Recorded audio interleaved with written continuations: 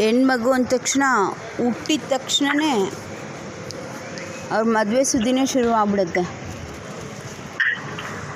ಎಷ್ಟೋ ಸತಿ ಹುಟ್ಟೋಕೆ ಮುಂಚೆನೇ ನಿನಗೆ ಹೆಣ್ಣು ಹುಟ್ಟಿದರೆ ನನಗೆ ಕೊಡಬೇಕು ಅಂತ ಮಾತು ಕೊಟ್ಕೊಂಡಿರ್ತಾರೆ. ಓ ನಾನು ಮಾತು ಕೊಟ್ಟಿದ್ದೀನಪ್ಪ, ನನಗೆ ಹೆಣ್ಣು ಹುಟ್ಟಿದ್ರೆ ನೀನು ಹುಟ್ಟೋಕೆ ಮುಂಚೆನೇ ಕೊಟ್ಟಿದ್ದೆ, ಅದಕ್ಕೆ ನಾನು ನಿನಗೆ ನನ್ನ ತಮ್ಮನಿಗೆ ಕೊಟ್ಕೋಬೇಕು ಅಥವಾ ಅಳಿಯನಿಗೆ ಕೊಟ್ಕೋಬೇಕು ಅಂತ ಮಾತಾಡ್ಕೊತಿರ್ತಾರೆ. ಇನ್ನು ಹುಟ್ಟಿದ್ರೆ ಮುಗ್ದೇ ಹೋಯ್ತು, ತೊಟ್ಲಿಗೆ ಮದುವೆ ಮಾಡೋ ಪರಂಪರೆ ಅದು ದೊಡ್ಡದಾಗೋಕ್ಕೆ ಬಿಡಲ್ಲ. ಮದುವೆ ಮಾಡೋದು, ಆಮೇಲೆ ದೊಡ್ಡವಳಾದ್ಮೇಲೆ ಗಂಡನ ಮನೆಗೆ ಕಳಿಸ್ಕೊಡೋದು ಅನ್ನೋದು ಶಿಷ್ಟಾಚಾರ. ಎಷ್ಟೋ ಮಕ್ಕಳು ದೊಡ್ಡವರಾಗೋಕ್ಕಿಂತ ಮುಂಚೆನೇ ಗಂಡನ ಮನೆಗೆ ಬಂದು ಕೆಲಸ ಬೊಗಸೆ ಎಲ್ಲ ಕಲಿಬೇಕು ಅಂತ ಮೊದಲೇ ಕರ್ಕೊಂಡೋಗಿ ಆ ಥರ ಮನೆ ತುಂಬಿಸ್ಕೊಳ್ಳೋ ಒಂದು ವ್ಯವಸ್ಥೆ. ಮದುವೆಗೆ ಹೊರತಾಗಿ ಒಂದು ಹೆಣ್ಮಗು ಏನಾದ್ರು ಯೋಚನೆ ಮಾಡುತ್ತೆ ಅಂದರೆ ಅದು ಈ ಸಮಾಜದಲ್ಲಿ ಬಹುಶಃ ಇವತ್ತಿಗೂ ಇಲ್ಲ. ಇವತ್ತಿಗೂ ಒಂದು ವ್ಯವಸ್ಥೆ ಇಲ್ಲ. ಹೆಣ್ಮಕ್ಳಿಗೆ ಮದುವೆ ಆಗ್ದಂಗೆ ಇರೋಕ್ಕೂ ವ್ಯವಸ್ಥೆ ಇಲ್ಲ. ಆಗಲೇಬೇಕು. ಮದುವೆ ಆದಮೇಲೆ ಅದು ಹೆಂಗಿದ್ರೂ ಕೂಡ ಹೊಂದ್ಕೊಂಡು ಹೋಗಬೇಕು, ಬಿಟ್ಟು ಬರೋಂಗಿಲ್ಲ. ಇತ್ತೀಚೆಗೆ ಏನೋ ಸ್ವಲ್ಪ ಬದಲಾವಣೆಗಳು ಇರಬಹುದು. ಬಿಟ್ಟರೆ ಒಂದು ಹೆಣ್ಮಗುನ ಮದುವೆ ಬಿಟ್ಟರೆ ಬೇರೆ ರೀತಿಯಲ್ಲಿ ಬೇರೆ ದಿಕ್ಕಿನಲ್ಲಿ ಯೋಚನೆ ಮಾಡೋದು ನಮ್ಮ ಸಮಾಜಕ್ಕೆ ಗೊತ್ತಿಲ್ಲ ಅಂತ ಹೇಳ್ಬೋದು. ಅಥವಾ ಹೆಣ್ಣು ಶರೀರ ಅದು ಮದುವೆ ಮಾಡಿಕೊಂಡು ಮಕ್ಕಳನ್ನ ಹೆತ್ತು ಈ ಕುಟುಂಬ ಜೀವನವನ್ನು ವಿಸ್ತಾರ ಮಾಡೋದಕ್ಕೋಸ್ಕರ ಇರೋದು ಅಂತ.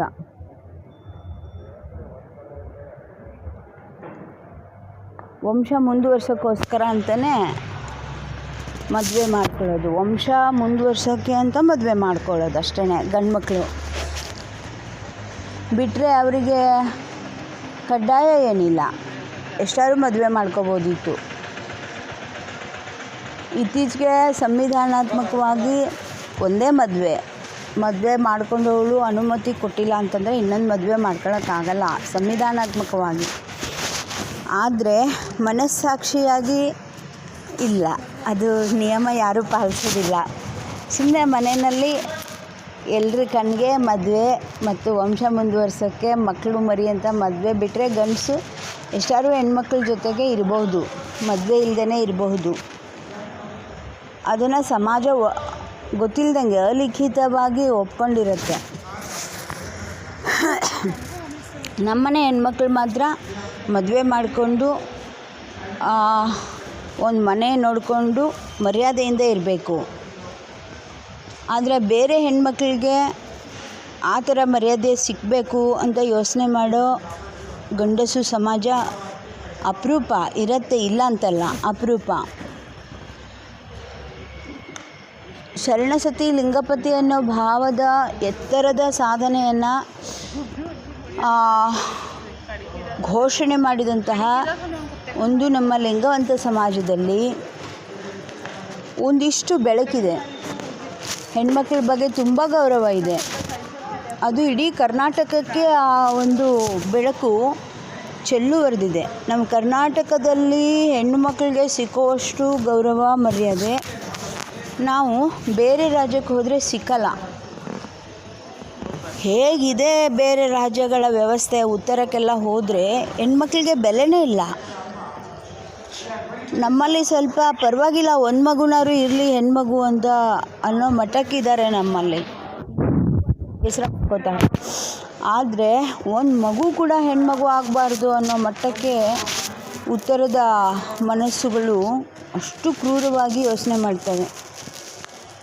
ಮತ್ತು ಅದು ಮದುವೆ ಅಂದರೆ ಒಂಥರ ಸರಕಿದ್ದಂಗೆ, ಅಂದರೆ ವ್ಯವಹಾರ ಇದ್ದಂಗೆ. ಹೆಂಗೆ ನಾವು ಮನೆ ಆಸ್ತಿ ಪಾಸ್ತಿಗಳಿಗೆಲ್ಲ ಬೆಲೆ ಕಟ್ತೀವೋ ಹಂಗೆ ಒಂದು ಹೆಣ್ಮಗುಗೆ ಅವಳ ಅಂದ ಚಂದ ಎತ್ತರ ಹಾಗೆ ನೋಡಿ ಬೆಲೆ ಕಟ್ಟುವಂಥ ವ್ಯವಸ್ಥೆ. ಮತ್ತು ನಮ್ಮಲ್ಲಿ ವರದಕ್ಷಿಣೆ ಇದೆ, ಹೆಣ್ಮಕ್ಳಿಗೂ ವರದಕ್ಷಿಣೆ ಕೊಡಬೇಕು, ಅದು ಕೆಟ್ಟದ್ದೇ, ಏನು ಒಳ್ಳೆಯದಲ್ಲ. ಅದು ವರದಕ್ಷಿಣೆ ಕೊಟ್ಟು ಮದುವೆ ಮಾಡೋದು ಒಳ್ಳೆಯದಲ್ಲ ಅದು ಆ್ಯಕ್ಚುಲಿ ತುಂಬಾ ಕೆಟ್ಟದ್ದೇ. ಅದು ಒಂಥರ ಪುರುಷ ಸಮಾಜಕ್ಕೆ ತನ್ನನ್ನು ತಾನು ಮಾರ್ಕೊಂಡಂಗೆ, ತನ್ನ ದೇಹವನ್ನು ಗಂಡಸು ವರದಕ್ಷಿಣೆಗೆ ಮಾರ್ಕೊಂಡಂಗೆ, ಅದೊಂದು ವ್ಯಭಿಚಾರವೇ. ಆದರೂ ಹಿಂದೆಲ್ಲ ಹೆಣ್ಮಗುಗೆ ದುಡ್ಡು ಕೊಟ್ಟು ತೊಗೊಂಡೋಗುವಂಥ ಒಂದು ವ್ಯವಸ್ಥೆ, ವರದಕ್ಷಿಣೆ ಕೇಳೋದಲ್ಲ. ಅವ್ರಿಗೆ ಏನಾದ್ರು ಒಂದಿಷ್ಟು ಹೊಲ ಬರೆದು ಕೊಡೋದು, ಆಮೇಲೆ ದುಡ್ಡು ಕಾಸು ಕೊಡೋದು, ಆಮೇಲೆ ಹೆಣ್ಮಗುನ ವ್ಯವಹಾರ ಮಾಡಿದಂಗೆ ಕೊಂಡ್ಕೊಂಡು ಹೋಗ್ಬಿಡೋದು. ಅವಳು ಒಂದು ಸತಿ ಮಾರಾಟ ಮಾಡಿದ ಮೇಲೆ ನಾವು ಮತ್ತೆ ಅದಕ್ಕೆ ತಿರ್ಗಾ ತವ್ರ ಮನೆಗೆ ಸಂಬಂಧ ಇರೋದಿಲ್ಲ ನೋಡ್ರಿ. ಹಾಗೆ ಹೆಣ್ಮಗು ಕುಲಕ್ಕೆ ಹೊರತು ಒಂದಿಷ್ಟು ದುಡ್ಡು ಕಾಸು ಕೊಟ್ಟು ಅಥವಾ ಏನೋ ಅವ್ರಿಗೆ ಅವಶ್ಯಕತೆ ಇರೋದನ್ನು ಕೊಟ್ಬಿಟ್ಟು ಹೆಣ್ಮಗುನ ನಾವು ಮದುವೆ ಮಾಡ್ಕೊಂಡು ಹೋಗ್ಬಿಟ್ರೆ ಅವಳು ಮತ್ತೆ ತಿರ್ಗಾ ಅಮ್ಮ ಅಪ್ಪ ಅನ್ನಂಗಿಲ್ಲ, ಅವ್ರ ಮನೆ ಕಡೆ ನೋಡೋಂಗಿಲ್ಲ ಅನ್ನೋ ವ್ಯವಸ್ಥೆ ಇವತ್ತಿಗೂ ಇದ್ದಾವೆ. ಅಷ್ಟೇ ಅಲ್ಲ, ಯಾರಾದರೂ ಒಂದು ಸ್ವಲ್ಪ ಹೆಚ್ಚು ದುಡ್ಡು ಕೊಡ್ತಾರೆ ಅಂತಂದರೆ ಈ ಗಂಡನ್ನು ಬಿಟ್ಟು ಇನ್ನೊಂದು ಗಂಡನ ಜೊತೆ ಓಡೋಗೋಕ್ಕೂ ಅವಳು ರೆಡಿ. ನಮ್ಮ ಕರ್ನಾಟಕ ಬಿಟ್ಟರೆ ಬೇರೆ ರಾಜ್ಯಗಳಲ್ಲಿ ಇದು ಧಾರಾಳವಾಗಿ ಸಿಕ್ಕತ್ತೆ. ಇವನು ಇಷ್ಟು ದುಡ್ಡು ಕೊಟ್ಟಿದ್ದಾನೆ, ಇವನ ಜೊತೆಗಿದ್ದೀನಿ, ಇನ್ನೊಂದು ಸ್ವಲ್ಪ ಜಾಸ್ತಿ ದುಡ್ಡು ಕೊಟ್ಟರೆ ನಾನು ಅವನ ಜೊತೆಗಿರ್ತೀನಿ, ಅವನ ಜೊತೆ ಮದುವೆ ಆಗ್ತೀನಿ ಅನ್ನೋ ಥರ ಒಂದು ವ್ಯವಸ್ಥೆಗಳು. ಅಂದರೆ ಅಷ್ಟು ಘೋರ ಮಹಾಘೋರ ವ್ಯವಸ್ಥೆಗಳು ಇವತ್ತಿಗೂ ಕಾಣಸಿಗ್ತವೆ. ಅಂದರೆ ಈ 1000 ವರ್ಷದ ಹಿಂದೆ ಇದ್ರ ಗಲಾಟೆ ತುಂಬ ಇರಬೇಕು ಅಂತ ಅನಿಸುತ್ತೆ. ಒಂದೇ ಒಂದು ಕಾರಣ, ಅವಳು ಗರ್ಭಿಣಿ ಆಗ್ತಾಳೆ ಅನ್ನೋ ಒಂದು ಭಯ. ಅಂದರೆ ಇವರ ದೃಷ್ಟಿ ದೇಹದಲ್ಲೇ ಇದೆ ಬಿಟ್ಟರೆ ಪ್ರಾಣಕ್ಕೆ ಬಂದಿಲ್ಲ, ಅಥವಾ ಮನಸ್ಸು, ಅದಕ್ಕೊಂದು ಜೀವಕ್ಕೆ ಮನಸ್ಸಿದೆ ಅನ್ನೋಂತಹ ಒಂದು ದೃಷ್ಟಿ ಕೂಡ ಇಲ್ಲ. ಅಂದರೆ ಅದೊಂದು ಜೀವ ಅನ್ನೋ ದೃಷ್ಟಿ ಕೂಡ ಇಲ್ಲ. ಹೆಣ್ಮಗು ಅದರ ಅಂದ ಚಂದ ಶರೀರದಿಂದ ಅಳತೆ ಮಾಡೋದು, ಅವಳ ವಯಸ್ಸು, ರೂಪ, ಅಲಂಕಾರ, ಒಡವೆ, ವಸ್ತ್ರದಿಂದ ಅಲಂಕಾರ ಮಾಡುವಂತಹ ಮನಸ್ಸುಗಳು ಎಲ್ಲ ಕಡೆಗೆ ಸಿಗ್ತಾವೆ ಬಿಟ್ಟರೆ ಇದಕ್ಕೊಂದು ಜೀವ ಇದೆ, ಇದಕ್ಕೊಂದು ಭಾವನೆಗಳಿದೆ, ಅದಕ್ಕೂ ಆಲೋಚನೆ ಮಾಡೋ ಶಕ್ತಿ ಇದೆ, ಅದಕ್ಕೊಂದು ಬದುಕಿದೆ, ಅವಳದ್ದೇ ಆದ ದೃಷ್ಟಿ ಇದೆ ಅನ್ನುವಂತಹ ಹಾಗೆ ಯೋಚನೆ ಮಾಡುವಂತಹ ಒಂದು ವ್ಯವಸ್ಥೆಯೇ ಇಲ್ಲದಂತಹ ದಿನಗಳಲ್ಲಿ, ಮತ್ತು ಅಕಸ್ಮಾತ್ ಯಾರಾದರೂ ಅಮ್ಮ ಅಪ್ಪ ತಿಳಿದವರಾಗಿದ್ದು ನಾನು ಹೆಣ್ಮಗುನ ಒಂದಿಷ್ಟು ವಿಶೇಷವಾಗಿ ಬೆಳೆಸ್ತೇನೆ, ಅವಳ ಇಷ್ಟದಂತೆ ಅವಳು ಗಂಡನ ಆಯ್ಕೆ ಮಾಡ್ಕೊಳ್ಳೋಂಗೆ ನಾನು ಅವಕಾಶ ಮಾಡಿಕೊಡ್ತೇನೆ ಅಂತ ಹಿಂದಿನ ರಾಜರುಗಳು, ಮಹಾರಾಜರುಗಳು ಅಥವಾ ಗೌಡರು, ಊರಿಗೆ ಯಜಮಾನರು, ಇಂಥವರೆಲ್ಲ ಹೆಣ್ಮಗುನ ತುಂಬಾ ಆಸ್ಥೆಯಿಂದ ನೋಡಿಕೊಂಡು, ಅವಳು ಒಂದು ಜೀವ, ಅವಳು ತನ್ನದೇ ಆದ ಇಷ್ಟಗಳಿದೆ, ಅವಳ ಇಷ್ಟಕ್ಕೆ ತಕ್ಕ ಹಾಗೆ ಗಂಡನನ್ನು ಆಯ್ಕೆ ಮಾಡಿಕೊಳ್ಳಿ ಅಂತ ಯಾರು ಒಂಥರ ಅವಕಾಶ ಮಾಡಿಕೊಟ್ಟಿದ್ದಾರೋ ಅಂತಹ ಹೆಣ್ಣು ಮಕ್ಕಳೆಲ್ಲ ತುಂಬ ಕಷ್ಟಕ್ಕೆ ಒಳಗಾಗಿದ್ದಾರೆ. ಯಾರು ತಮ್ಮ ಇಷ್ಟದಂತೆ ಪತಿಯನ್ನು ಆರಿಸ್ಕೊಂಡಿದ್ದಾರೋ ಎಲ್ಲ ಕತೆ ಕೇಳ್ತೀವಿ. ಎಲ್ಲಿ ನೀವು ಕತೆ ಕೇಳಿ, ಎಲ್ಲಿ ಹೆಣ್ಮಗು ಸ್ವಯಂವರ ಮಾಡ್ಕೊಂಡೈತೆ, ಎಲ್ಲಿ ತನ್ನಿಷ್ಟದಂತೆ ವರನನ್ನು ಆಯ್ಕೆ ಮಾಡಿಕೊಂಡು ತನ್ನಿಷ್ಟದ ವರನ ಜೊತೆ ಮದುವೆ ಮಾಡ್ಕೊಂಡಿದ್ದಾಳೆ ಅಂಥ ಕತೆಗಳನ್ನೆಲ್ಲ ಬರೆದಿಟ್ಟಿದ್ದಾರೆ, ಯಾವುದನ್ನು ಬಿಟ್ಟಿಲ್ಲ. ಆದರೆ ಆ ಎಲ್ಲ ಕತೆಗಳಲ್ಲಿ ಒಂದೇ ಅಂದರೆ ತುಂಬ ಕಷ್ಟ. ತನ್ನಿಷ್ಟದಂತೆ ಯಾವಾಗ ಹೆಣ್ಣು ಹೋಗ್ತಾಳೋ ಅವಳಿಗೆ ಕಷ್ಟ ಬಿಟ್ಟರೆ ಬೇರೆ ಏನೂ ಇಲ್ಲ ಅನ್ನೋದನ್ನು ಬರೆದಿಟ್ಟಿರೋ ಥರ ಐತೆ ಅದು. ಅಂದರೆ ಸಮಾಜಕ್ಕೆ ಒಂದು ಸಂದೇಶ ಏನಂದರೆ, ಹೆಣ್ಮಗು ನೀನು ಅಮ್ಮ ಅಪ್ಪನ ಇಷ್ಟದಂಗೆ ಇರಬೇಕು, ಹೆಣ್ಮಗು ನೀನು ಸಹೋದರರ ಇಷ್ಟದಂಗೆ ಇರಬೇಕು, ಹೆಣ್ಮಗು ನೀನು ಗಂಡಸಿನ ಇಷ್ಟದಂಗೆ ಅವನು ನಿನ್ನನ್ನು ಇಷ್ಟಪಡಬೇಕು, ಹಾಗೆ ನೀನು ಇಷ್ಟಪಡೋ ಗಂಡಸು, ಹಾಗೆ ನೀನೇನಾದ್ರು ಪ್ರಯೋಗ ಮಾಡಿಬಿಟ್ರೆ ಅಮ್ಮ ಅಪ್ಪನ ವಿರುದ್ಧವಾಗಿ ಅಥವಾ ಸಹೋದರರ ವಿರುದ್ಧವಾಗಿ ನಿನ್ನಿಷ್ಟನ ನೀನು ಸಾಬೀತುಪಡಿಸೋಕ್ಕೆ ಹೋಗ್ಬಿಟ್ರೆ, ಅದು ಪಾರ್ವತಿ ಕಥೆನೇ ಬರೆದಿದ್ದಾರಲ್ಲ, ಸತಿ ಕಥೆನೇ ಇದೆ. ತನ್ನಿಷ್ಟದ ವರನನ್ನು ಒಲಿಸ್ತೀನಿ ಅಂದಾಗ ಅದು ಅಮ್ಮಗಿಷ್ಟ ಇಲ್ಲ, ಅಪ್ಪಗಿಷ್ಟ ಇಲ್ಲ, ಬಂಧುಗಳಿಗಿಷ್ಟ ಇಲ್ಲ, ಕುಲ ಜಾತಿ ಹೊಂದೋದಿಲ್ಲ. ನಾನು ಅಂತಹ ನನ್ನ ಯೋಗ್ಯ ವರ, ನಾನು ಅವನನ್ನು ಇಷ್ಟಪಡ್ತೀನಿ ಅಂತ ಸತಿ ಹೋದಾಗ ಅವಳು ಸತ್ಯ ಹೋಗಬೇಕಾಗತ್ತೆ. ಗಂಡ ಸಾಯೋಕ್ಕೆ ಮುಂಚೆನೇ ಗಂಡನ ಜೊತೆ ಸಾಯೋದು, ಅದು ಸತಿ ಹೋಗೋದು. ಆದರೆ ಈ ಸತಿ ಗಂಡ ಜೀವಂತವಾಗಿರುವಾಗಲೇ ಅವಳು ಹೋಮ ಮಾಡ್ಕೋಬೇಕಾಗತ್ತೆ. ಅಂದರೆ ಕಥೆಯೆಲ್ಲ ಹೆಂಗೆ ಬರೆದಿಟ್ಟಿದ್ದಾರೆ ಅಂದರೆ, ಈ ನಳ ದಮಯಂತಿ ಕಥೆ ಇರ್ಬೋದು, ದ್ರೌಪದಿ ಸೀತೆ ಕಥೆ ಇರ್ಬೋದು. ಯಾರು ಹೆಣ್ಮಕ್ಳು ತಮ್ಮಿಷ್ಟದಂತೆ ಗಂಡನನ್ನು ಒರೆಸ್ತೀನಿ ಅಂತ ಅಂದ್ಕೊಳ್ತಾರೋ, ಅಕಸ್ಮಾತ್ ಒಂದು ವೇಳೆ ಅಮ್ಮ ಅಪ್ಪ ಅವಕಾಶ ಮಾಡಿಕೊಟ್ರೂ ಕೂಡ ಅವ್ರ ಬದುಕು ಎಷ್ಟು ಬರೀ ಕಷ್ಟ ಬಿಟ್ಟರೆ ಏನೂ ಇರಲ್ಲ ಅನ್ನೋ ಥರ ಬರೆದಿಟ್ಟಿದ್ದಾರೆ ಕಥೆನ. ಅಥವಾ ವಾಸ್ತವ ಆಗಿದೆಯೋ ಗೊತ್ತಿಲ್ಲ ನನಗೆ, ಅಥವಾ ಈ ಸ್ಥೂಲ ವ್ಯವಸ್ಥೆ, ಸಾಮಾಜಿಕ ವ್ಯವಸ್ಥೆ ಅಷ್ಟು ದುರ್ಬಲವಾಗಿರ್ಬೋದು, ಇದರ ದೌರ್ಬಲ್ಯ ಇರಬಹುದು, ಅಥವಾ ಅದನ್ನು ಹೆಣ್ಣು ಮಗಳ ದೌರ್ಬಲ್ಯ ಅಂತ ಅವಳಿಗೆ ಹಣೆಪಟ್ಟಿ ಕಟ್ಟಿದ್ದಾರೆ ಅಂತಲೂ ನನಗನ್ಸುತ್ತೆ. ಅವಳಲ್ಲಿ ಅಪಾರವಾದ ಶಕ್ತಿ ಇದೆ, ಸಾಮರ್ಥ್ಯ ಇದೆ, ಯಾವ ಕೊರತೆಯೂ ಇಲ್ಲ ಅವಳಿಗೆ. ಯಾಕೆಂದರೆ ವುಮನ್ ಅಂತ ಹೇಳೋದು ಇಂಗ್ಲೀಷ್ನಲ್ಲಿ ಹೆಣ್ಮಗುಗೆ ವುಮನ್ ಅಂದರೆ ಊಂಬ್ ಪ್ಲಸ್ ಮ್ಯಾನ್ ಅಂತ. ಅವಳು ಗಂಡಸೆ, ಹೆಣ್ಣು ಅಂದರೆ ಗಂಡಸೆ. ಆದರೆ ಅವಳಿಗೆ ಒಂದು ಎಕ್ಸ್ಟ್ರಾ ಏನಿದೆ ಅಂದರೆ ಗರ್ಭಾಶಯ ಇದೆ, ಅಷ್ಟು ಬಿಟ್ಟರೆ ಅವಳು ಗಂಡಸು. ಅವನಿಗೇನಾದರೂ ಒಂದು ಗರ್ಭಾಶಯ ಸೇರಿಸಿಬಿಟ್ರೆ ಅವಳು ಹೆಂಗಸು ಅಂತ. ಎಕ್ಸ್ಟ್ರಾ ಇದೆ ಅವಳಲ್ಲಿ ಶಕ್ತಿ. ಬಿಟ್ಟರೆ ಗಂಡಸಿಗೆ ಕೊರತೆ ಅಲ್ಲ, ಅದು ಗಂಡಸೆ. ಅವಳು ಮನುಷ್ಯಳೆ. ಗಂಡಸದ್ರರ್ಥ ಮನುಷ್ಯಳೆ. ಆದರೆ ಇನ್ನೂ ಹೆಚ್ಚು, ಮನುಷ್ಯಳಿಗಿಂತಲೂ ಇನ್ನೂ ಹೆಚ್ಚು ಮ್ಯಾನ್ ಫಸ್ಟ್ ಪ್ಲಸ್ ಊಂಬ್ ಅಂದರೆ ಅವಳಿಗೆ ಸೃಷ್ಟಿ ಮಾಡುವಂತಹ ಒಂದು ಶಕ್ತಿಯನ್ನು ಜೊತೆಗೂಡಿಸಿಕೊಂಡು ಅವಳು ಮನುಷ್ಯಳು ಅಂತ ಹೇಳುತ್ತೆ. ಆದರೆ ನಾವು ಅವಳನ್ನು ನಡೆಸ್ಕೊಳ್ಳೋ ರೀತಿ, ಅವಳನ್ನು ನೋಡೋ ರೀತಿ ನೋಡಿದರೆ ಪಾಪ ಆ ಸಮಯದಲ್ಲಿ ಅವಳ ವೇಗ ಸ್ವಲ್ಪ ಕಮ್ಮಿ ಆಗುತ್ತೆ, ಸ್ವಲ್ಪ ಕಾಳಜಿ ಭಾವ, ಜವಾಬ್ದಾರಿ ಭಾವ ಹೆಚ್ಚುತ್ತೆ ಅನ್ನೋದನ್ನೇ ನಾವು ಅಡ್ವಾಂಟೇಜ್ ತಗೊಂಡು ಗೇಲಿ ಮಾಡೋ ಥರ ಯಾರಾದರೂ ದುರುಪಯೋಗ, ಪೂರ್ಣವಾಗಿ ದುರುಪಯೋಗ, ದುರಾದೃಷ್ಟಿ, ಒಂಥರ ಕುಹಕತನ, ಆಮೇಲೆ ಕುಚೇಷ್ಟೆಗಳ ಒಂದು ಮೇರು ಪರ್ವತ ಅಂತ ಹೇಳ್ಬೋದು ಸಮಾಜ. ಅಂದರೆ ಅವಳ ಒಳ್ಳೆಯತನವನ್ನೇ ಕೆಟ್ಟದ್ದಾಗಿ ನೋಡುವಂತಹ, ಕೆಟ್ಟದ್ದಾಗಿ ಪಟ್ಟ ಕಟ್ಟುವಂತಹ ಒಂದು ಸಾಮಾಜಿಕ ವ್ಯವಸ್ಥೆ. ಹಾಗೆ ಕಥೆಗಳನ್ನೇ ಬರೆದಿಟ್ಬಿಟ್ರು. ಎಷ್ಟು ಕಷ್ಟ ಆಗುತ್ತೆ. ಒಂದು ಹೆಣ್ಮಗು ಅವಳಿಷ್ಟದ ಹಾಗೆ ಏನಾದರೂ ನಡ್ಕೊಂಡ್ರೆ ಅವಳಿಗೆ ಸ್ವಂತ ಶಕ್ತಿನೇ ಇಲ್ಲ ಅನ್ನೋ ಥರ, ಸ್ವಂತ ಶಕ್ತಿನೇ ಇಲ್ಲ, ಅವಳಿಗೆ ಸ್ವಂತ ಆಯ್ಕೆನೇ ಇಲ್ಲ, ಅಥವಾ ಅವಳ ತನ್ನನ್ನು ತಾನು ರಕ್ಷಣೆ ಮಾಡ್ಕೊಳ್ತಾಳೆ ಅನ್ನೋದು ಎಲ್ಲೂ ಇಲ್ಲವೇ ಇಲ್ಲ. ಒಂದು ಲಕ್ಷ್ಮಣ ರಕ್ಷಣೆ ಮಾಡಬೇಕು, ಇಲ್ಲ ಗಂಡ ರಕ್ಷಣೆ, ರಾಮ ರಕ್ಷಣೆ ಮಾಡಬೇಕು, ಇಲ್ಲ ಜನಕ ರಕ್ಷಣೆ ಮಾಡಬೇಕು, ಇಲ್ಲ ಮತ್ತೆ ರಾವಣ ರಕ್ಷಣೆ ಮಾಡಬೇಕು, ಇಲ್ಲ ಒಟ್ಟಿನಲ್ಲಿ ರಕ್ಷಣೆ ಅನ್ನೋ ನೆಪದಲ್ಲಿ ಸಾಲು ಸ್ವಂತ ರಕ್ಷಣೆ ಮಾಡ್ಕೊಂಡಿದ್ದಾಳೆ ಸೀತೆ. ಅವಳು ನನ್ನ ಶೀಲವನ್ನು ನಾನು ಸ್ವಂತ ರಕ್ಷಣೆ ಮಾಡ್ಕೊಂಡಿದ್ದೀನಿ ಅನ್ನೋ ಥರ ಒಂದಾದರೂ ಮಾತು ಎಲ್ಲರೂ ರಾಮಾಯಣದಲ್ಲಿ ಸಿಗ್ತತ್ತಾ ಅನ್ನೋ, ಅದಕ್ಕೆ ಆಸ್ಪದನಾರು ಸಿಗ್ತತ್ತಾ ಅಂತ. ಇಲ್ಲ ಅವರ ರಕ್ಷಣೆಯಲ್ಲಿ, ಇವರ ರಕ್ಷಣೆಯಲ್ಲಿ ಹಂಗೆ ಇನ್ನೊಬ್ಬರ ರಕ್ಷಣೆ, ಮತ್ತು ಅವ್ರು ಯಾರು ರಕ್ಷಣೆ ಮಾಡೋಕ್ಕಾಗಿಲ್ಲ, ಎಲ್ಲೆಲ್ಲೂ ರಕ್ಷಣೆ ಮಾಡೋಕ್ಕಾಗಿಲ್ಲ. ಇಂಥ ಕಥೆಗಳನ್ನ ಕೇಳಿ ನಮ್ಮ ತಲೆ ಎಲ್ಲ ಜಿಡ್ಡಿಡ್ದು ಹೋಗ್ಬಿಡುತ್ತೆ.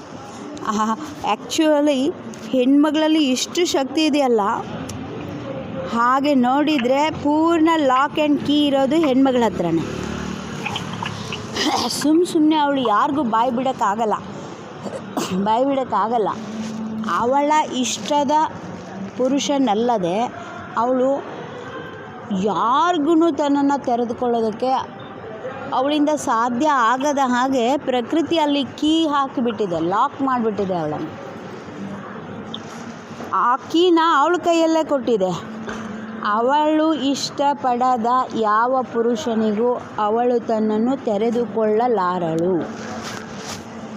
ಹಾಗೆ ತೆರೆದುಕೊಳ್ಳೋ ಹಾಗೆ ಮಾಡಿದರೆ ಅದು ಅತ್ಯಾಚಾರವೇ. ಅತ್ಯಾಚಾರದಿಂದ ಹುಟ್ಟಿದ ಮಕ್ಕಳು ಬಿಟ್ಟರೆ ಅದು ನಿಜವಾದ ಸತ್ಪರಂಪರೆಯ ಮಕ್ಕಳು ಇಲ್ಲ. ಇವತ್ತು ಭಾರತದಲ್ಲಿ ಇಷ್ಟು ಜನಸಂಖ್ಯೆ, ದೇಶದಲ್ಲಿ ಇಷ್ಟು ಜನಸಂಖ್ಯೆ ಇದೆ ಅಂದರೆ, ಜನಸಂಖ್ಯೆ ಇದೆ ಅಷ್ಟೇ, ಹೆಣ್ಮಕ್ಳ ಮೇಲೆ ಅತ್ಯಾಚಾರ ಮಾಡಿ ಹುಟ್ಟಿದ ಮಕ್ಕಳು, ಅಂಥ ಮಕ್ಕಳು ಇದ್ದಾರೆ. ಯಾಕಂದರೆ ಅಲ್ಲಿ ಪ್ರಜ್ಞೆ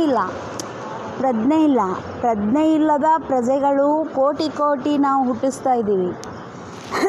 ಅಕಸ್ಮಾತ್ ಹೆಣ್ಮಗುಗೆ ಸಂಸ್ಕಾರ, ಶಿಕ್ಷಣ, ಧರ್ಮ ಪ್ರಜ್ಞೆ ನೀಡಿಬಿಟ್ಟು ನಾನು ಅವಳಿಗೆ ಮದುವೆ ಮಾಡ್ತೀನಿ, ಅವಳು ಇಷ್ಟದ ಪತಿಯನ್ನು ಆಯ್ಕೆ ಮಾಡ್ಕೊಳ್ಳೋಕ್ಕೆ ಅವಳಿಗೆ ಅವಕಾಶ ಮಾಡಿಕೊಟ್ಟು ಅವಳು ಸಂಸ್ಕಾರದ ಗರ್ಭದಿಂದ ಮಗುವನ್ನು ಹೊರಗೆ ಕೊಡ್ತೀನಿ ಅನ್ನುವಂತಹ ತಯಾರಿನ ನಾವೇನಾದರೂ ಮಾಡಿದ್ದಿದ್ರೆ, ಸಮಾಜದಲ್ಲಿ ವ್ಯವಸ್ಥೆ ಹಾಗಿದ್ದಿದ್ದರೆ ಇವತ್ತಿಗೆ ಜನಸಂಖ್ಯಾ ಸ್ಫೋಟ ಅನ್ನೋ ಪ್ರಶ್ನೆಯೇ ಬರ್ತಿರಲಿಲ್ಲ.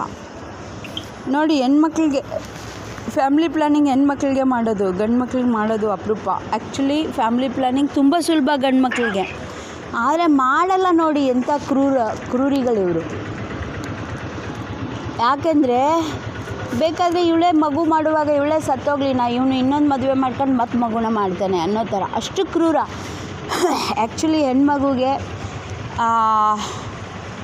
ಮಗು ಆಗದ ಹಾಗೆ ಆಪರೇಷನ್ ಮಾಡ್ಕೊಳ್ಳೋದು ಕಷ್ಟ. ಅವಳಿಗೆ ಅದರಿಂದ ಕಷ್ಟ ಆಗುತ್ತೆ, ಆದರೆ ಯಾರೂ ಗಮನಿಸಲ್ಲ. ಇವಳಿರೋದೇ ಕಷ್ಟಪಡೋಕ್ಕೆ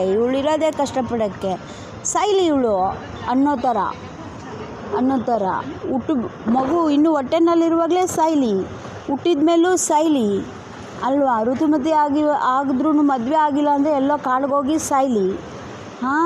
ಒಟ್ಟಿನಲ್ಲಿ ಇವಳೇ ಆಪ್ರೇಷನ್ ಮಾಡ್ಕೊಂಡು ಇವಳೇ ಸಾಯ್ಲಿ ಅನ್ನೋ ಥರ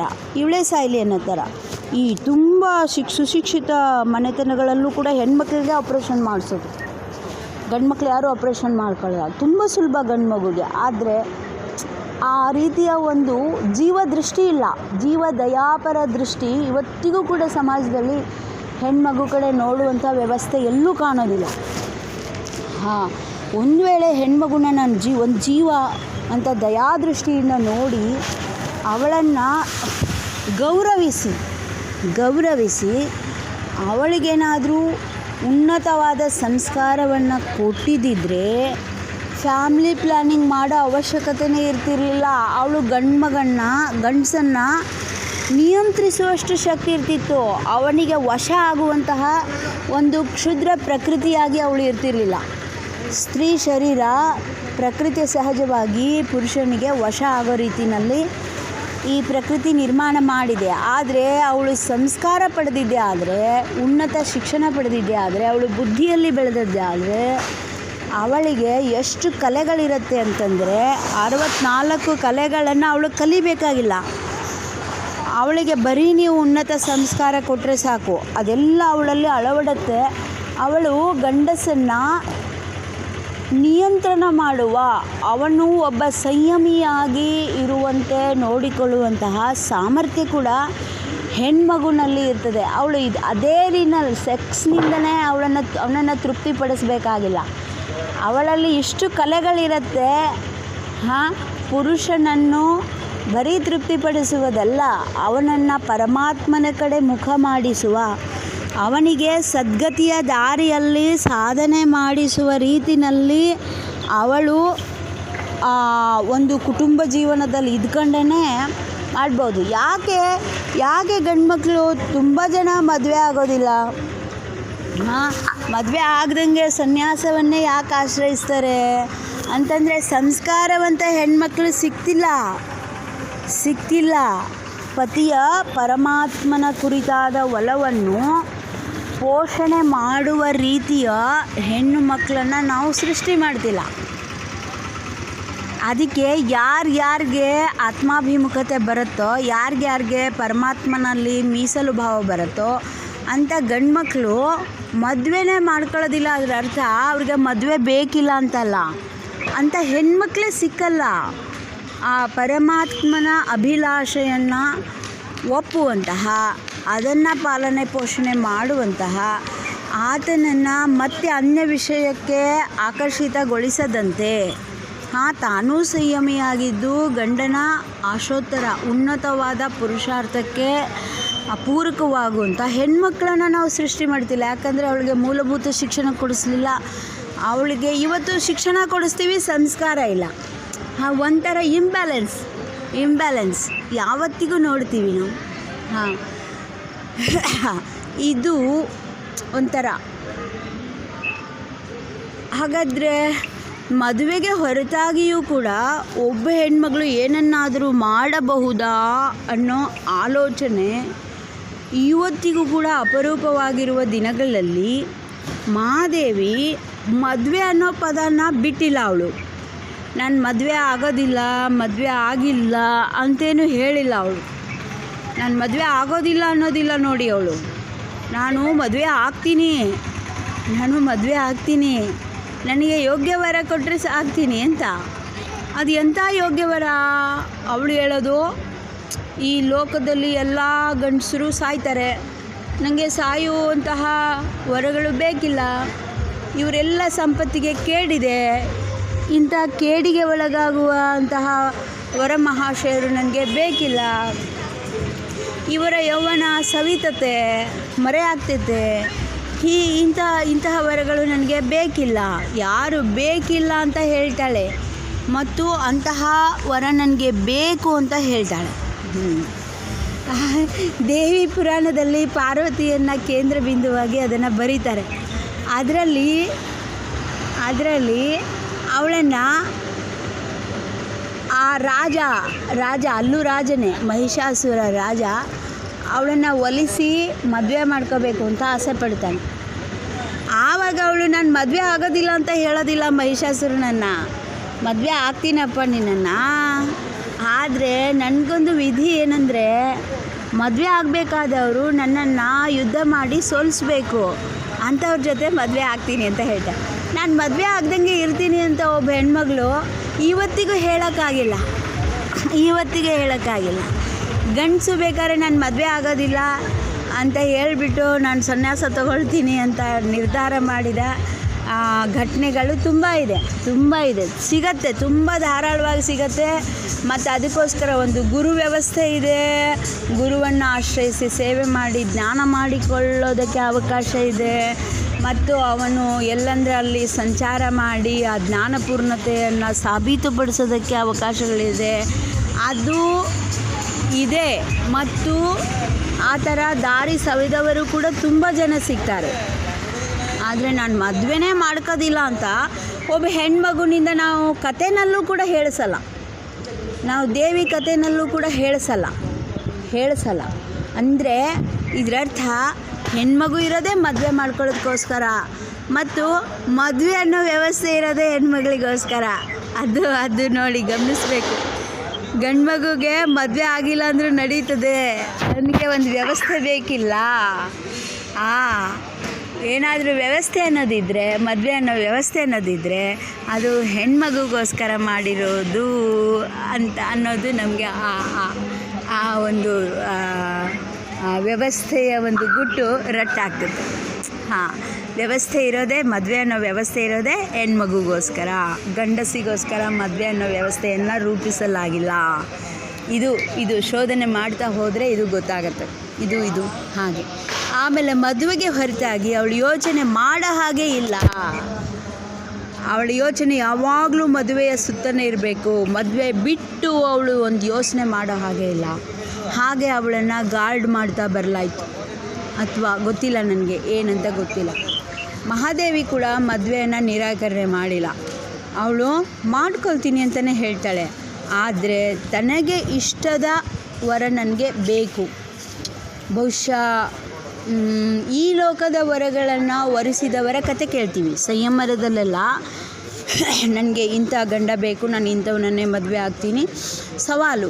ಈಗ ಶಿವಧನಸ್ಸನ್ನು ಮುರಿದ್ರೆ ಅಂತಹ ವರನನ್ನು ನಾನು ಮದುವೆ ಆಗ್ತೀನಿ, ಹೌದಾ ಅಂತ ಸೀತೆ ಹೇಳ್ತಾಳೆ. ದ್ರೌಪದಿ ಕುದಿಯೋ ನೀರಿನಲ್ಲಿ ಆ ಮೀನಿನ ಚಿತ್ರ ನೋಡಿಬಿಟ್ಟು ಅದರ ಕಣ್ಣಿಗೆ ಮೇಲೆ ಮೀನಿದೆ, ಕುದಿಯೋ ಎಣ್ಣೆಯಲ್ಲಿ ಮೇಲೆ ಕಟ್ಟಿರೋ ಮೀನಿನ ಚಿತ್ರವನ್ನು ನೋಡಿ, ಕೆಳಗೆ ಕುದಿಯೋ ಎಣ್ಣೆಯಲ್ಲಿ ಮೀನಿನ ಪ್ರತಿಬಿಂಬವನ್ನು ನೋಡಿ ಮೇಲೆ ಇರೋ ಮೀನಿನ ಕಣ್ಣಿಗೆ ಬಾಣ ಬಿಡಬೇಕಂತ. ಅಂದರೆ ಅಸಾಧ್ಯವಾದವುಗಳನ್ನು ಸಾಧ್ಯ ಮಾಡಿಕೊಟ್ಟುವಂತಹ ಗಂಡಂದಿರನ್ನು ಕೈ ಹಿಡಿತೀನಿ ಅನ್ನೋ ಥರ ಕಥೆಗಳನ್ನು ಕೇಳ್ತೀವಿ, ಮತ್ತು ಅದು ಸಾಧ್ಯ ಆಗಿದೆ. ಆದರೆ ಇಲ್ಲಿ ಅಕ್ಕ ಮಹಾದೇವಿ ಷರತ್ತು ನೋಡಿ, ಅವನು ಸಾಯಲೇಬಾರ್ದು ಅಂತ ಗಂಡ ಬೇಕು ಅನ್ನೋದು ಭಾಳ ವಿಚಿತ್ರ ಇವಳದ್ದು. ಅಂದರೆ ಈ ಲೋಕಕ್ಕೆ ಹುಟ್ಟಿದ ಮೇಲೆ ಸಾಯಲೇಬೇಕು, ಜಾತಸ್ಯ ಮರಣಂ ಧ್ರುವಂ, ಹುಟ್ಟಿದವನು ಸಾಯಲೇಬೇಕು. ಆದರೆ ಅವಳು ಹೀಗೆ ವಿಚಾರ ಮಾಡಿ ನೋಡಿದರೆ, ಈ ಲೋಕದಲ್ಲಿ ಇಲ್ಲ ನನ್ನ ಗಂಡ, ಈ ಲೋಕದವನಲ್ಲ, ಈ ಲೋಕದವರೊಂದಿಗೆ ನನ್ನ ಸಂಬಂಧವಿಲ್ಲ, ನಾನು ಈ ಲೋಕಕ್ಕೆ ಹುಟ್ಟಿಲ್ಲ ಅಂತ ಅವಳು ಸಾಬೀತುಪಡಿಸೋ ರೀತಿಯಲ್ಲಿ ಅವಳು ಮಾತಿದೆ. ಇದು ಬಹಳ ವಿಶೇಷ. ಈ ಸ್ತ್ರೀ ಇತಿಹಾಸದಲ್ಲಿಯೇ ಈ ರೀತಿಯ ಒಂದು ಗಂಡ ಬೇಕು ಅನ್ನೋ ಆಸೆ ವ್ಯಕ್ತಪಡಿಸಿದಂತಹ ಒಂದು ಸ್ತ್ರೀ ಜೀವ ಏನಾದರೂ ಇದ್ದರೆ ಅದು ಮಹಾದೇವಿ ಅಂತಲೇ ಹೇಳ್ಬೋದು. ಮಹಾದೇವಿಯೇ ಮೊದಲಿಗಳು ಅಂತ ಹೇಳ್ಬೋದು. ಅಥವಾ ಅಂತಹ ಒಂದು ಪರಂಪರೆಯನ್ನು ಹುಟ್ಟು ಹಾಕಿದ, ರಾಜಮಾರ್ಗವನ್ನು ನಮಗೋಸ್ಕರ ತೆರೆದಿರಿಸಿದ, ಆ ದಾರಿನಲ್ಲಿ ನಡಿಬೇಕು ಅಂತ ಅನ್ನೋರಿಗೆ ತುಂಬಾ ಕಷ್ಟ. ಅದನ್ನು ಸುಲಭ, ಇಂಥದ್ದು ಒಂದು ದಾರಿ ಇದೆ, ಹೆಣ್ಮಗುಗೆ ಒಂದು ಆಪ್ಷನ್ ಇದೆ ಅಂದರೆ ದೇವರನ್ನೇ ಗಂಡ ಅಂತ ಸ್ವೀಕಾರ ಮಾಡುವಂತಹ ಒಂದು ವ್ಯವಸ್ಥೆ ಇದೆ ಅಂತಂದಾಗ ಮತ್ತೆ ಬಹಳ ಬೇಸರ ಆಗುತ್ತೆ. ನಮ್ಮ ಸಮಾಜದಲ್ಲಿ ದೇವರ ಜೊತೆ ಮದುವೆ ಮಾಡೋದೊಂದು ವ್ಯವಸ್ಥೆ ಇದೆ. ಅವರನ್ನೆಲ್ಲ ದೇವದಾಸಿ ಅಂತ ಹಣೆಪಟ್ಟಿ ಕಟ್ಟಿರೋದು, ಅದು ಒಂದು ದೊಡ್ಡ ಕತೆ. ಮೊದಲೆಲ್ಲ ಅದಕ್ಕೆ ತುಂಬ ಬೆಲೆ ಇತ್ತಂತೆ. ದೇವದಾಸಿ ಅಂದರೆ ಅವಳು ನಿತ್ಯ ಮುತ್ತೈದೆ, ಅವಳು ಮುತ್ತೈದೆತನ ಯಾವತ್ತೂ ಹೋಗೋದಿಲ್ಲ. ಯಾವುದಾದ್ರು ಕಾರ್ಯಕ್ರಮ ಆದರೆ ದೇವದಾಸಿ ಮೊದಲು ಅಲ್ಲಿ ಇರಬೇಕು. ಈಗಂಗೆ ನಾವು ಗುರುಗಳು, ಸ್ವಾಮೀಜಿ ನಮ್ಮ ಮನೆಗೆ ಬರಬೇಕು ಅಂತ ಹೇಳ್ತೀವಲ್ಲ, ಅಂದರೆ ಜಂಗಮ ಮೂರ್ತಿ ನಮ್ಮ ಮನೆಗೆ ಬರಬೇಕು, ಅವರಿದ್ರೇ ನಮ್ಮ ಕಾರ್ಯಕ್ರಮ ಆಗೋದು ಅಂತ ಇವಾಗ ನಾವು ಒಂದು ವ್ಯವಸ್ಥೆ ಮಾಡ್ಕೊಂಡಿದ್ದೀವಲ್ಲ. ಹಂಗೆ ಮುಂಚೆ ಒಂದು ಪ್ರತಿ ಕಾರ್ಯಕ್ರಮ, ಏನೇ ಮನೆಯಲ್ಲಿ ಏನೇ ಕಾರ್ಯಕ್ರಮ ಆದರೂ ಕೂಡ ಅಲ್ಲಿ ಆ ದೇವದಾಸಿ ಬರಬೇಕು ಮನೆಗೆ. ಅಷ್ಟು ಗೌರವದ ಸ್ಥಾನ ಇತ್ತಂತೆ. ಯಾಕಂದರೆ ಅವಳ ಮದುವೆ ದೇವರ ಜೊತೆಗೆ ಆಗಿರುತ್ತೆ ಅಂತ, ಹಾಗೆ ಒಂದು ಹುಟ್ಟು ಹಾಕಿದ್ದಾರೆ ಅಂತ ಇತ್ತು. ಅದಕ್ಕೆ ತುಂಬ ಬೆಲೆ ಇತ್ತು.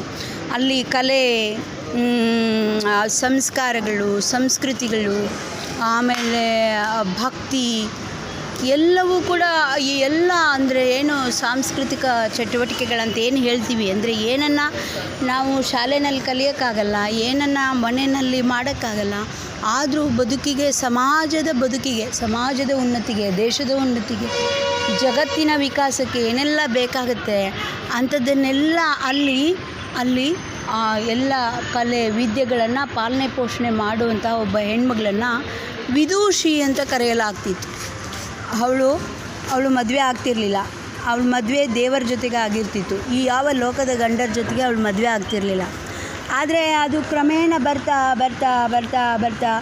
ಅದು ಕಲುಷಿತ ಆಗಿಬಿಡ್ತು. ಹೆಂಗೆ ಗಂಗೆ ಆದರೂ ಕೂಡ, ಗಂಗಾ ನದಿ ಆದರೂ ಕೂಡ ಸುಮ್ಮನೆ ಎಲ್ಲರೂ ಹೋಗಿ ಅಲ್ಲೆಲ್ಲ ಕೊಳೆ ಹಾಕ್ತಾಯಿದ್ರೆ ಏನಾಗುತ್ತೆ? ಅದು ಒಂದು ಕೊಳಚೆ ಆಗಿಬಿಡುತ್ತಲ್ವ.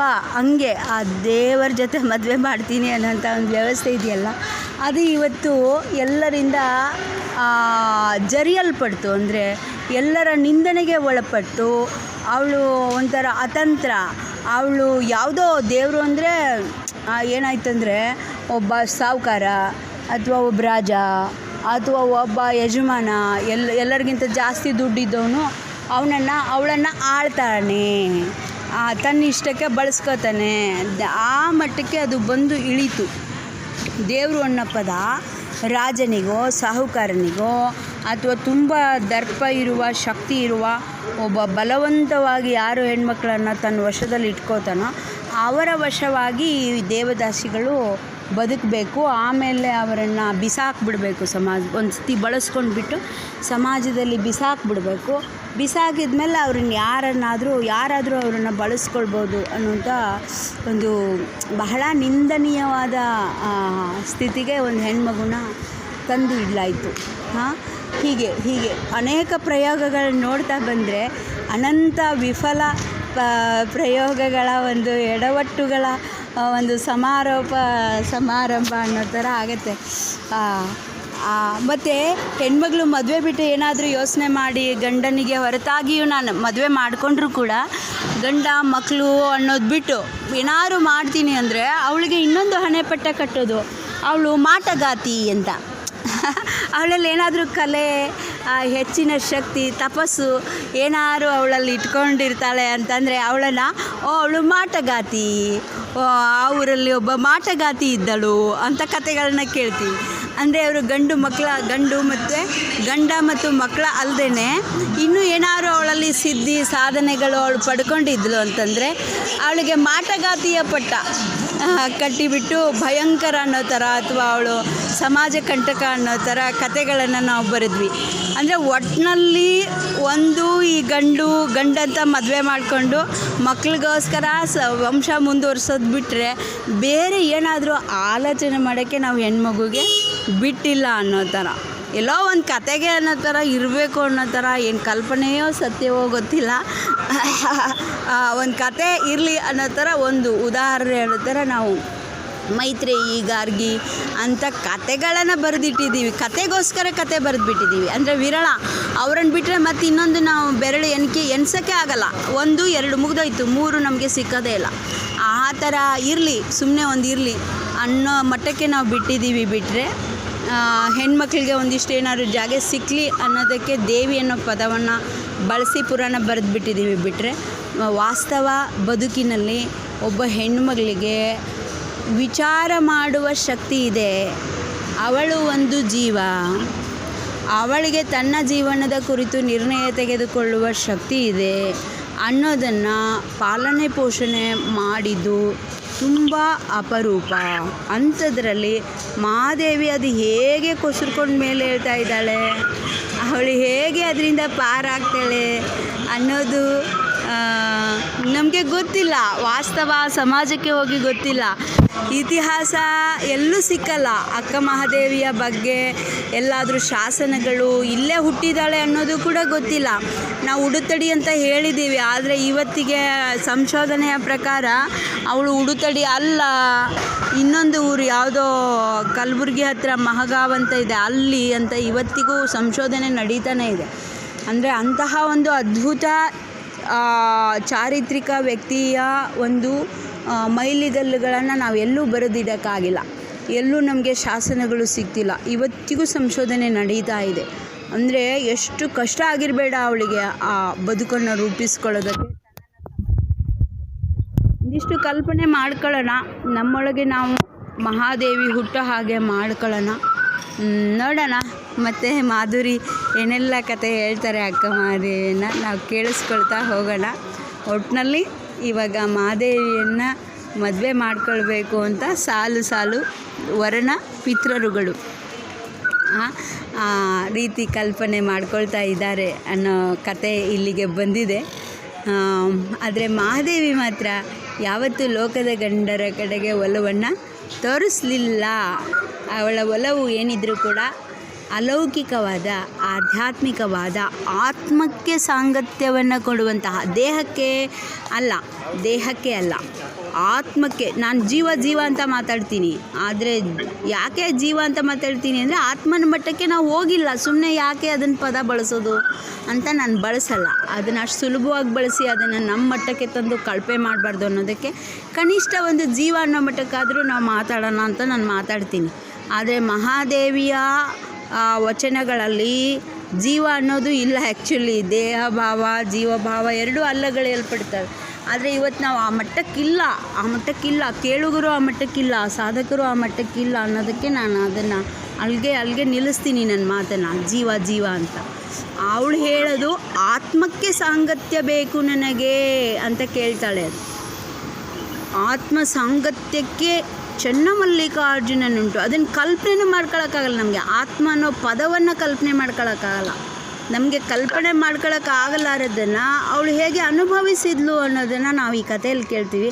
ಅದಕ್ಕೆ ನಾವು ಯೋಗ್ಯ ಆಗಬೇಕು, ಅರ್ಹತೆಯನ್ನು ಹೆಚ್ಚಿಸ್ಕೊಳ್ಬೇಕು. ಕೇಳುಗರು, ಹೇಳುಗರು ಎಲ್ಲರೂ ಕೂಡ ನಮ್ಮ ಅರ್ಹತೆಯನ್ನು ಹೆಚ್ಚಿಸ್ಕೊಂಡು ಅವಳ ಚರಿತ್ರೆಗೆ ಮೈಯೆಲ್ಲ ಕಿವಿಯ ಆಗೋವಂಥ ಶಕ್ತಿ ಯಾರು ಕೊಡ್ತಾರೆ ನಮಗೆ? ಪ್ರಾರ್ಥನೆ ಮಾಡೋಣ, ಈಶ್ವರನಲ್ಲಿ ಪ್ರಾರ್ಥನೆ ಮಾಡೋಣ, ಜಗನ್ಮಾತೆಯಲ್ಲಿ ಪ್ರಾರ್ಥನೆ ಮಾಡೋಣ, ಸಿದ್ಧಾರೂಢರಲ್ಲಿ ಪ್ರಾರ್ಥನೆ ಮಾಡೋಣ, ಅಕ್ಕ ಮಹಾದೇವಿಯಲ್ಲಿ ಪ್ರಾರ್ಥನೆ ಮಾಡೋಣ, ಸತ್ಸಂಗದ ಎಲ್ಲ ಮಹಾತ್ಮರುಗಳಲ್ಲಿ ಪ್ರಾರ್ಥನೆ ಮಾಡಿ ಶರಣಾರ್ಥಿ.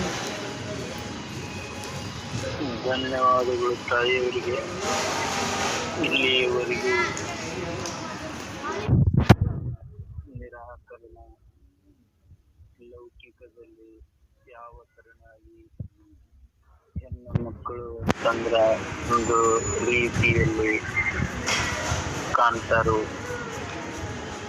ಮತ್ತು ಆತ್ಮದೃಷ್ಟಿಯನ್ನು ಇಟ್ಟುಕೊಳ್ಳುವುದಿಲ್ಲ.